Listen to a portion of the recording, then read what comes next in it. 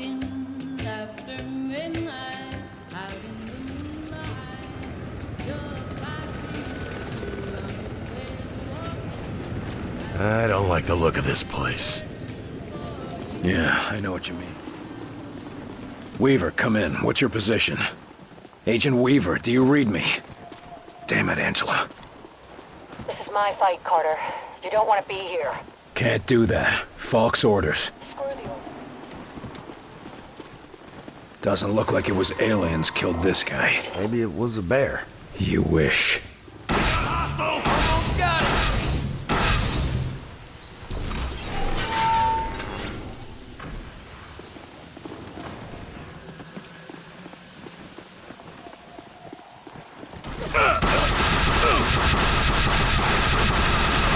Let's get moving. Regroup, fellas. Sure thing. You smell that? Something's very wrong here. How could I miss it? Thank you. I think it's coming from up there. Back on you.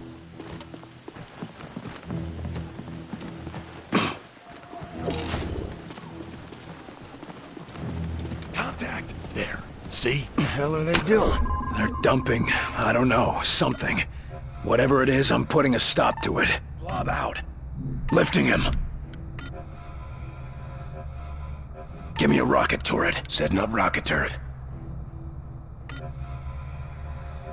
Set up there. Move into position. Enemies engaged!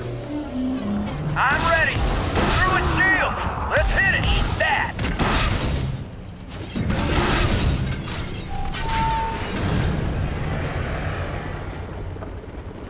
They're all dead. Let's get moving. Back here. Back on you! XCOM the Bureau had, let's say, a rough development. Honestly, it's kind of hard to even know where to begin, or what parts are even all that interesting to most people at this point.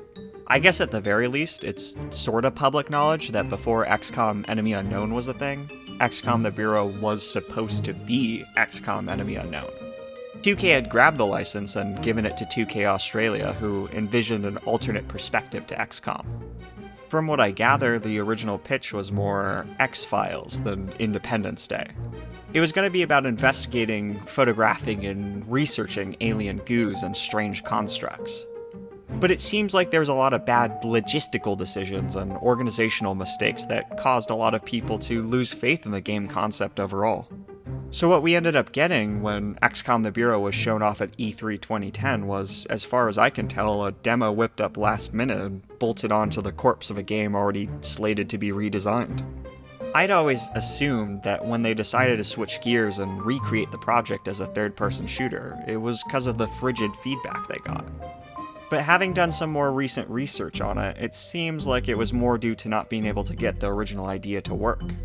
You can still see some of the old bones from this in the released game too. There are these photographs scattered around all over the place. I can feel the pattern buried in the chaos. Feel? I'm sorry, Doctor. It's just not... Well, it's not a very scientific approach. Also, in the live-action trailers they released, you can see much more heavy focus on photography, investigation, and covering up evidence. In fact, the live-action trailers look like a completely different game, and I wouldn't be surprised if they shot some of the footage for it prior to scrapping that version of the Bureau. The live-action trailers are actually pretty cool, to be honest, and if you haven't seen them, I'd suggest giving them a look. But either way, in the end, we got what a lot of people call a bargain bin Mass Effect, and that's not exactly unapt. I mean, even its dialogue wheel is kinda jank. Generally, the three options on the right are just extra dialogue, and only the left option progresses the conversation. But there's something there too. It's not just unfinished jank. This was originally meant to be the new XCOM game, not Enemy Unknown. And yeah, with all the obvious mismanagement, that seems like, in hindsight, a terrible decision. Because obviously what people wanted was Enemy Unknown's take on turn-based strategy gameplay. I mean, now when you say XCOM, everyone thinks of the reboot series.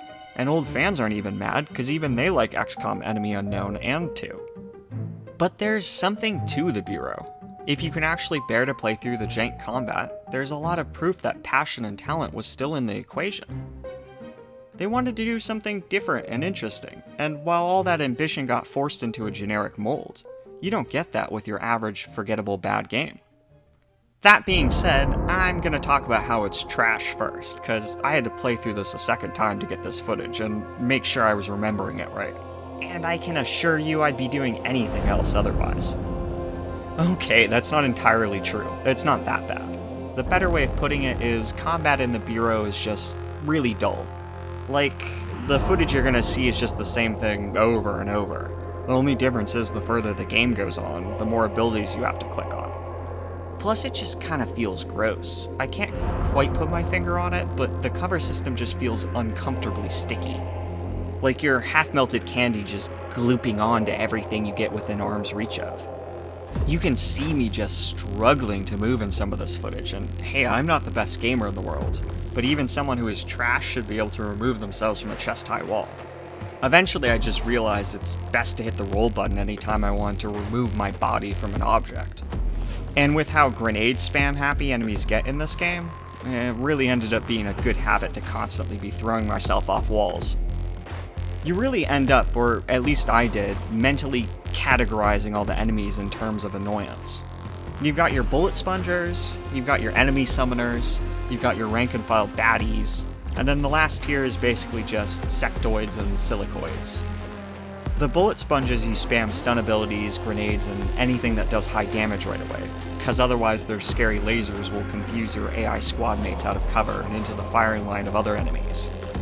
The enemy summoners might look tough because they have a spooky shield bar next to their health, but the second you get a good angle on them, they crumple like a bad gingerbread house.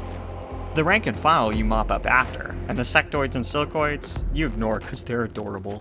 Now, the game is good at pressuring you. I did game over like 2 times or so, but for a game supposedly all about tactics, it's not because they outsmart you at all.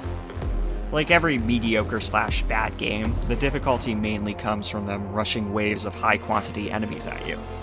Which, honestly, doesn't even pose that much of a problem, because they just love to move up on you out of cover without any suppressive fire. And once you get decent weapons, they go down fast. I mean, I've gotta say it does perfectly emulate the XCOM experience. Out of cover, both friend and foe get shredded. In cover, you got a 50-50 chance that either you'll get hit through a solid object or the rounds will fly off in the wrong direction.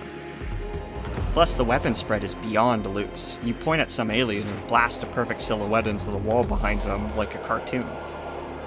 Which, to be fair, is very XCOM. But what works for a turn-based game does not exactly work for an action game. You want the controls to be tight. You want to feel like if you missed, it's on you. Now, every time I died, it was pretty much my fault. Either I didn't pay attention to getting flanked, or I got lazy and didn't use my squad properly, so that's at least something. Again, it's not an awful game, but every fight goes about the same. You struggle to get into the cover you meant to, do your enemy checklist and pop all your abilities right away, fight the weapon spread, and then struggle to unglue yourself from the cover so you can run to the next fight. I get it, the game's a tactical shooter, this is what a lot of it's gonna be. I mean, if you boil down Mass Effect combat, it's technically the same sort of deal. But rarely in Mass Effect are my eyes glazing over because I'm just going through the motions. I feel almost like I can basically play this game entirely through muscle memory at this point. Maybe throw on a movie and just glance at the game occasionally. Every environment is either cover facing cover, or a room split into 3 lanes that you only ever use one of, and it just turns into more cover facing cover. Flanking just isn't as effective when you get torn up the second you poke your head out, and enemies don't seem to respond to suppression. In every other XCOM game, you've got the turn-based gameplay to protect your squad while they move, and that's why Overwatch becomes so important. It's the only way to consistently punish moving to cover.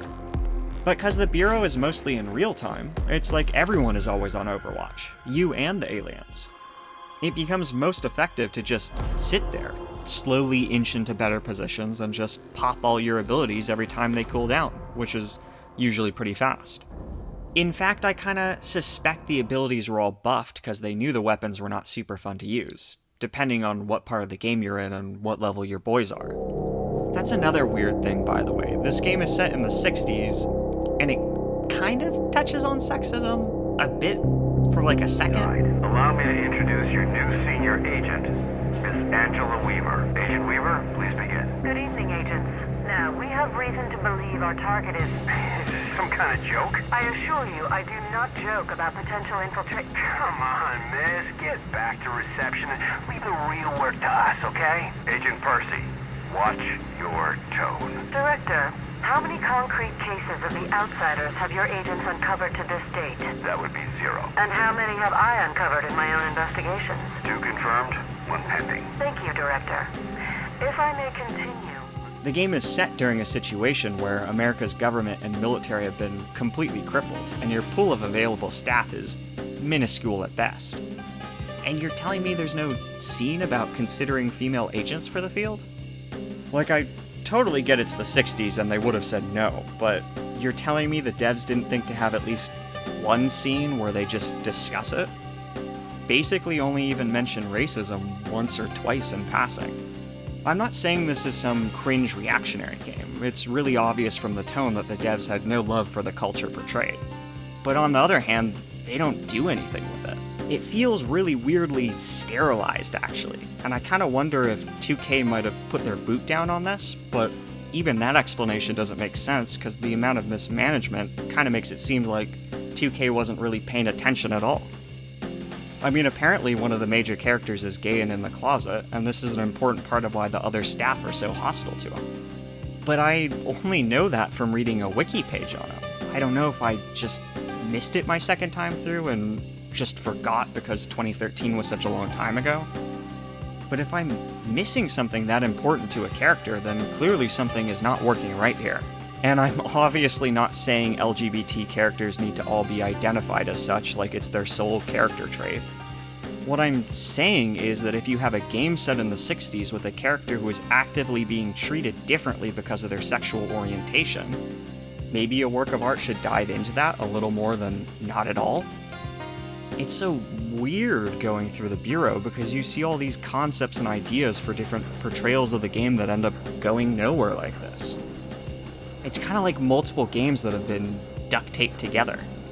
Your first time seeing a muton, the characters shout out that it's a muton, even though there's no reason they should know what that is. Get behind something! Oh shit, muton! They're holding the line! I mean, in any other game, there'd be all this build-up to the big scary enemy. Maybe you'd see the damage it's left behind, some footprints, some civvy bleeding out trying to warn you maybe, something that builds suspense. At the very least, the characters freaking out and trying to figure out what's coming at them when they finally encounter the muton. But instead, I just freak out because I'm convinced I skipped a cutscene or somehow played a mission out of order or something. You get this kind of thinking happening in other aspects of the Bureau too. Sometimes you pick a dialogue option and then shortly after you get what sounds like an alternate version of the line saying the same thing like nobody just said it. It's kind of magical almost, because in most games, it's either a bad game, but it's got a big studio behind it, so it's that kind of sterile bad where the game is perfectly put together, but it's just not very fun. Or it's a low-budget bad game, and it just doesn't quite have the resources to make everything work. But here it's like they've stitched together years of semi-related demos into some kind of amusement park ride. Like, you can get through it fine, and it all mostly makes sense, but it's made out of pieces from 10 different jigsaw puzzles that someone mashed together until they fit. That's so fascinating to me, but normally wouldn't quite be enough. I mean, I'm sure there's a lot of games or movies or books you find conceptually fascinating, but you don't exactly have the drive to actually get through them and fully explore those interesting bits. XCOM the Bureau, though, really does provide that reason to get through it in the form of its characters and elements of its narrative. I genuinely like talking to these characters. I like hearing what they have to say, I really do. The dialogue trees are for sure limited, and there's a lot of broken lines like I mentioned before.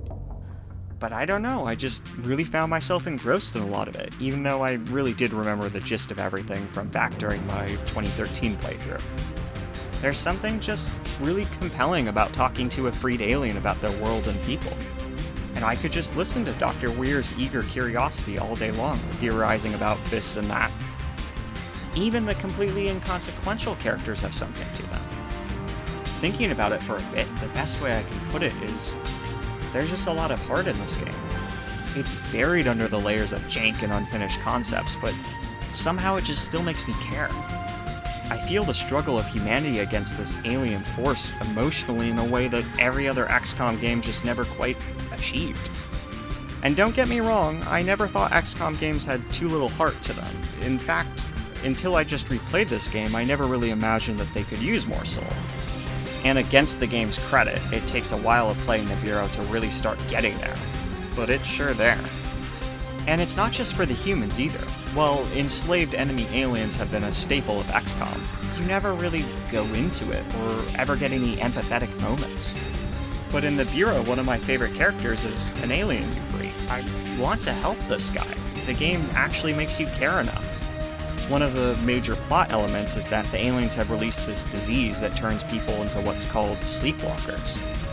And this is more genius in hindsight than I ever would have initially given them credit for, because as the game progresses, you start to realize you're not just fighting for you. Everyone is in this together. They show humans in cages, and then they show sectoids in cages. There's this sense that while you all may be fighting, in the end we're all ultimately fighting for our shared liberty, humans and aliens. I think saying this almost sounds cheesy because it's a stupid B-movie game that doesn't even do enough with the themes it presents. But not saying it would be a disservice to the game, I think, because despite all the tedious combat and messy construction, I really couldn't help but care. We're keeping them Martians in than getting ourselves out. I ain't interested in suicide, Jay. You boys want to burn these monsters up, I'm with you. But ain't no reason we gotta burn with them. These things got our communications all jammed up. We're all alone out here. We got Artie's radio equipment, don't we? Sure, but you know what happened to Artie, and none of these boys knows how to wire that setup together. That's true, but I do. I think it helps a lot too, having played the game before, that I knew there was a plot twist coming that I just really love. I don't expect anyone to really still want to play this game after 7 years with its reputation, and the twist is not surprising at all, it's pretty obvious. But if somehow you now suddenly want to play the Bureau without this bit getting spoiled, jump to this timestamp I'm throwing up on the screen right now. Alright, so in this game, for the majority of your playthrough, you control the character William Carter. He's kind of your classic hard-boiled alcoholic because family died, washed-out federal agent. At the beginning of the game, he accidentally opens a box that gives him super healing and makes him the best XCOM field agent. The assumption is you control Carter, as in you play as him, as in you are him. But near the end of the game, you discover that what was in the box was not just some superpower-granting light, but an alien. Specifically, the Bureau's version of ethereals from other XCOM games. The only major differences being that these ones are pure energy entities, and on the whole seem pretty chill and morally decent. Turns out, you've never been Carter, you've been the ethereal that came out of the box. You just thought you were Carter because you'd just been born, and immediately got mind melded to Carter. I know some people are sick of meta stuff, but I gotta admit I'm a sucker for it when it's done well. And boy, is this just one of the more fun analogies for a gamer playing a game and controlling characters. I don't think I really need to explain it more than that, because as you can tell, it's a really blunt and heavy-handed metaphor. But it's just so fun, especially because it turns out that Carter without you controlling him is just a complete asshole. Everyone else in XCOM just immediately goes, "Yeah, no, we're working with the ethereal, not you, Carter. They're cool. You're really just kind of a dick, dude."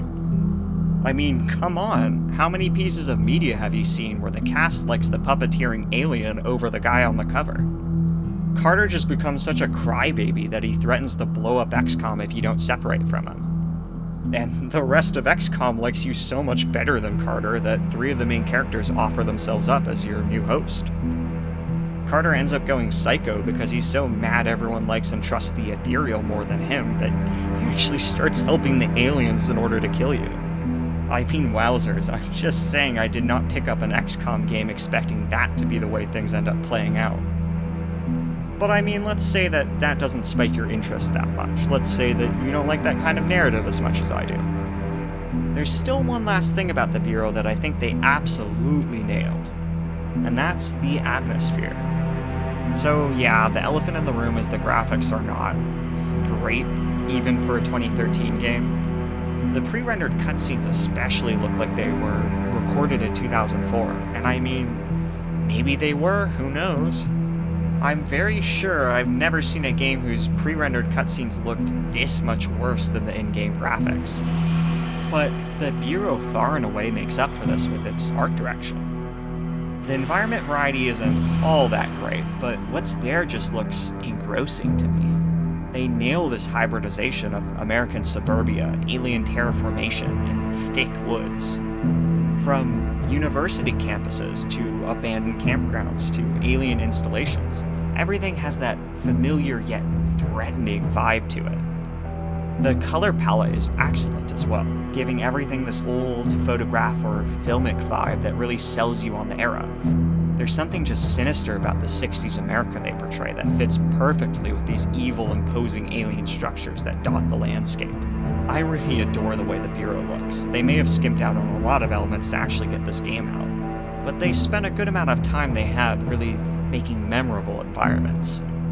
Since 2013, the Bureau just kept popping up in my head every once in a while, and it was because of this stuff. Certain locales from the Bureau have been burned into my head in the same way that locales from other games you really love do. And I really don't love this game, so that I think really has to say something about its aesthetic design, or me, I guess. I feel like maybe even the jank kind of lends to that, because if the game was more well put together, the setting might seem like more of a celebration of the 60s. But instead, the game is sort of falling apart around you. The jank attaches itself to the era the Bureau presents, and I think unintentionally implies the incompetence of 60s America, which just adds that hint of spice the writing really needed more of. I have such a conflicted take because I want to like this game, and I know the devs really tried to make people like this game, but the Bureau itself is just desperately trying to stop you from enjoying it at every single turn. For every great concept or element, there's an hour of tedious, unfinished gameplay. I can't recommend this game. I honestly can't. The only people I'd suggest pick it up are people still interested in playing it even after it's not recommended to them. That being said, I see it on sale really often for pretty cheap, around $5 sometimes, which, is a pretty good deal for around 12 to 16 hours of content. But I'm really not talking about the Bureau so that people can pick it up. I'm talking about the Bureau because I don't really think anyone remembers it was a thing. And I really truly believe people should remember the Bureau was a thing. Partially because I think gamers too easily forget how trash companies can mismanage passionate teams into early graves. But also because I hate when a franchise takes a risk by going in a different direction and then gets buried by its poor execution and used as precedent to never try it again. And I do not mean the third-person shooting elements. I'm talking about the original concept, the photography and investigation of unknowable entities. I'm almost picturing some kind of Fatal Frame XCOM hybrid. And if that doesn't sound hype to you, I don't know what will. I kinda doubt XCOM is ever gonna try something like this again, unless the franchise goes dark for a while. And I can't really blame them considering how good their reboot series has been. But that doesn't mean someone else can't. And in fact, I think this would be a pretty accessible game idea. The concept of alien investigation and stealth, if anything, lends itself to a lower budget. And I also think that a smaller, more focused team might actually be able to pull it off better than multiple teams poorly coordinated on the same project. Someone can do something with this concept, and I really hope they do. And I don't mean exactly one-to-one. 60s America is not a necessary component. Though I would say it'd be smarter to set it prior to smartphones, considering commonly available access to live streaming and uploading a video destroys any chance of aliens not being immediately caught and broadcast to the whole world. Maybe throw it even farther back to the early 1900s, or even 1800s for that War of the Worlds vibe. I imagine some creative writers could have a lot of fun with humans prior to our more modern understanding of things. I mean, Carter and the Bureau trying to explain a computer network did make me giggle a little bit. And if a studio with a big budget is working on the project, why not embrace XCOM's generally international status and have the characters investigating all across the globe? There's so many nuggets of great concepts, and I just pray that they don't die with the Bureau. The rot of its rough development hasn't infected the entirety of the game, and with some proper attention and amputation, there's value here for anyone willing enough to give it another shot. I just hope beyond hope that it's done by someone who actually knows how to run a company this time.